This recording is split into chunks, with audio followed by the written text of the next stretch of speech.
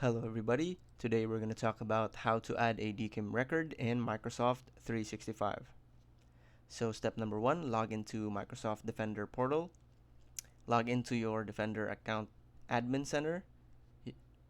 On the portal, navigate and click on Policies and Rules under Email and Collaboration. On the Policies and Rules page, select Threat Policies.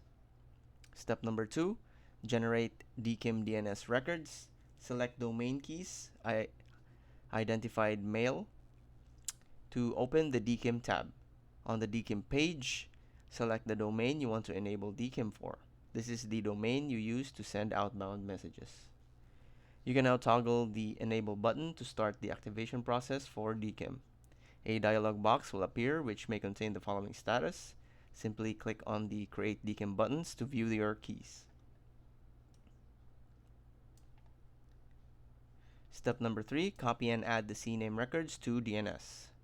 A pop-up will display two CNAME type DKIM records. These contain your DKIM public keys needed for email authentication.